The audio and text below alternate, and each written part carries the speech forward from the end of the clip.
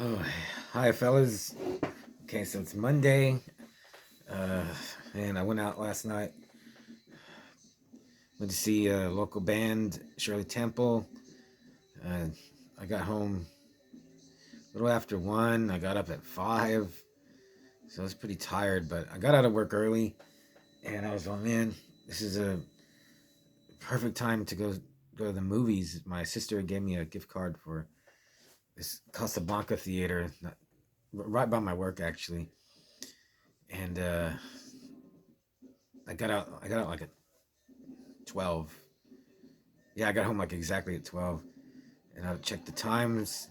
Okay, Beekeeper was at 3, and I was okay. And then I could not find my gift card, and I was like, oh my god, I thought I had it in my bag, my work bag. And then I was like, what did I do with it? I was like, you moron. Like, and I was looking for it, and I gave up, and I was like, no, it's in here. I was like, I'm gonna find it. I had put like a stack of papers on my comics, and the card had still had a little like glue on it, so it was stuck to the underside of a piece of paper. And then I found it. I was all right, because I was like, I'm just not gonna go if I don't find the gift card. I'll just wait till I find it. It'll turn up. But fortunately, it turned up.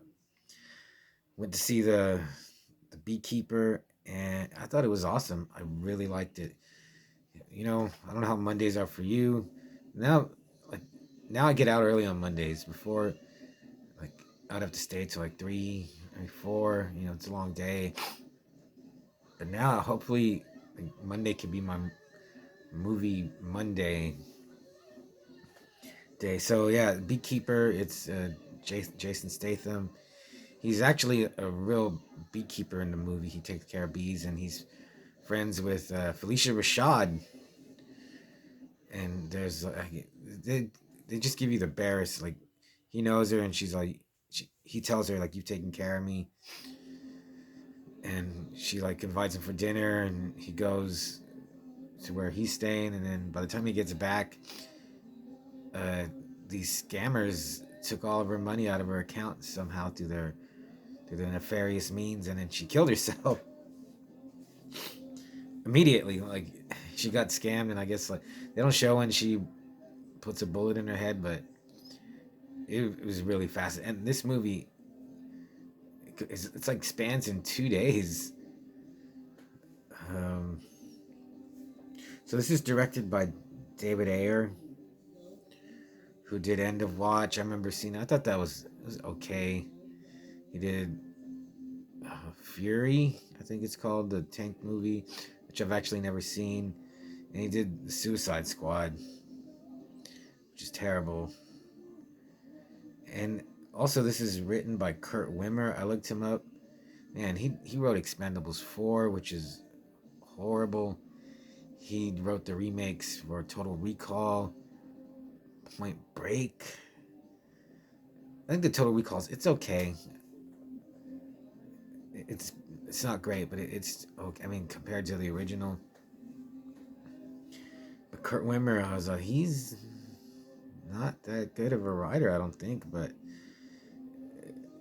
this one came out good. Yeah. So the lady Felicia Rashad gets scammed, and then like her daughter is actually like an FBI agent who shows up.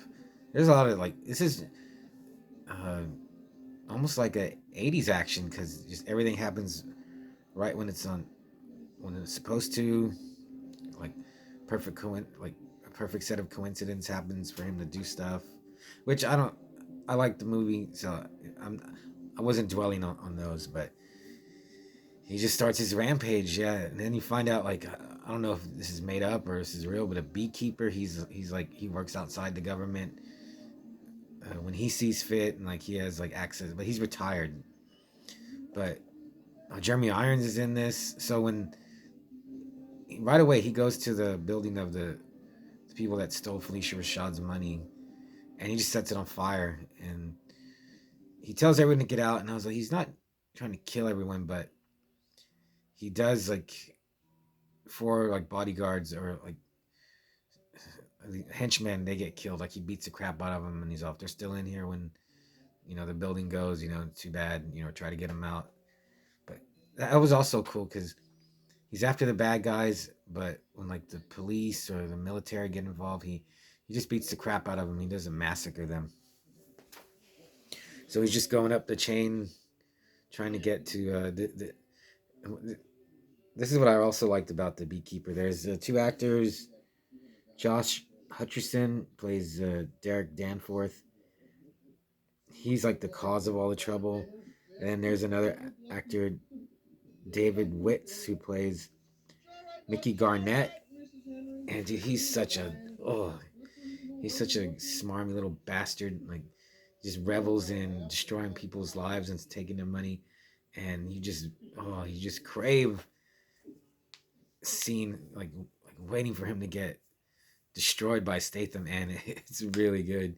I actually kind of felt sorry for him, even though for what a horrible piece of crap he is. He's really good, and I mean, I wonder like what's it like for an actor like to play a character like this, just a reprehensible sleazeball, and he does a good job, like just just the way he looks and dresses and his hair and the way he talks. Oh, he's just a slime bag, and Josh Hutcherson, he's in the Hunger Games, and I don't know who he is, but yeah, he's just.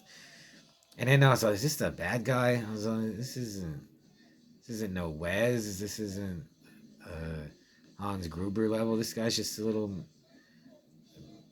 He's just a little weasel. He has no honor, or he can't fight, or he. But I guess that's what Jeremy Irons is there for. He's like but he's not even bad. He kind of like he tells the kid Derek. He's when he finds out the Beekeeper's after him. It's like John Wick or Equalizer, Nobody. Actually, Kurt Wimmer wrote Law Abiding Citizen, and it just made me think of that too. So when he finds out, yeah, it's just like John Wick. He's all the Beekeeper's after. He's all, I'm not going to help you. He's all, your fate is sealed already. Uh, then there's a actress Emmy Raver Latman who plays Verona, Felicia Rashad's daughter. She's an FBI agent, and then the actor Bobby Naderi plays her partner Matt, and they were good. They were like a good, not they're not cops, they're FBI, but a good like buddy cop duo. Like they're funny together. They have funny lines. Uh, yeah, Bobby Naderi he plays Matt Wiley, and like he was very likable. Like I was like, man, let's see more of this pair. Like, they're funny, yeah. And then he gets his ass kicked by Statham, and that when they find him, that was funny. Like all the stuff he says. Yeah, there's a lot of good parts to this. I also liked how Statham he doesn't use guns that much. He does use them, but early on I was like, man, he's just all hand to hand, and he was even giving me a little like. There's one scene. I was like, he's like Michael Myers or Jason level of like creeping up on someone, coming up behind them, just killing them. Yeah, this is really good. I really enjoyed it. It was just fast paced. Yeah, and then there's another beekeeper comes in, and then there's some villains at the end. I was like, who are these guys? They're almost like kind of Mad Maxy villains, more like Furiosa maybe. Got a trailer for Furiosa, which I think it looks awesome.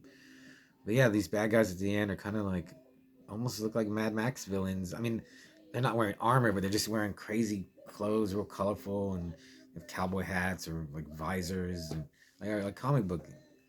And I was like, who are these guys? But they just breeze over everything like that. It's like an hour 45 minutes, and I did feel the length a little. But then when it ends, it's just boom, action's over and credits roll.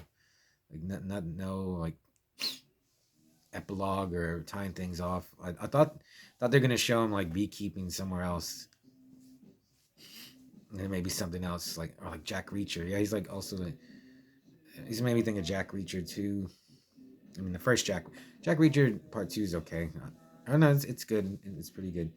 But Beekeeper, like I was gonna go see it last week, but oh, this tooth business, like I couldn't go because I missed those appointments. But I wasn't even sure if it was still in the theater, but it is. If you have a chance, man, I say go for it. And there's even like at first I was like, it's gonna be bloody. There's even like a little like splash of gore here and there. It's not it's not like Dread 3D, Punisher Warzone, or Rambo 4 level. Like a step and a half below those because those are really violent movies. Uh, I saw Statham like produced it. I don't know how much of a hand he had in like how much action or the story went, but yeah, I'd definitely watch this again. Like,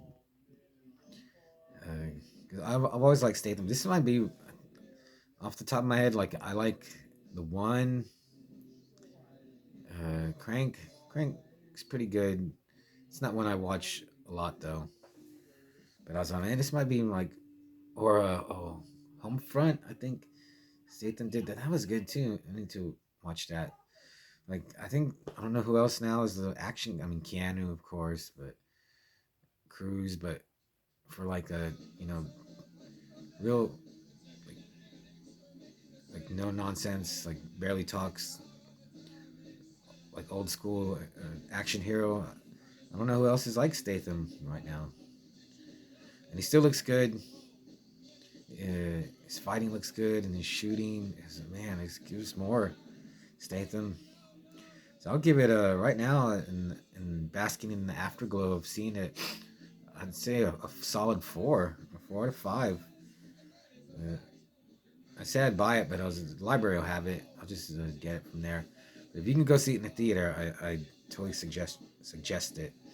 And if you do see it, let me know what you think. Oh yeah, and I don't know who you are, but someone's or people are watching my video I did like a month ago, Woman of the Night.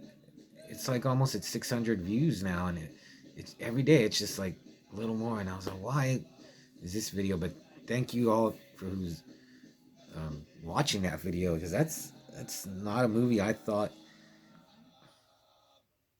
would get many views, but it's steadily like climbing. So why this movie? Why is this obscure like French or I can't remember if it's French or Italian. Why is this obscure like sex movie? Maybe that's why. But Beekeeper, there's no sex in it, but there's a lot of bees and just ass kicking, man. So that's it. It's Monday night. I don't know what I'm gonna do, but I'll see ya.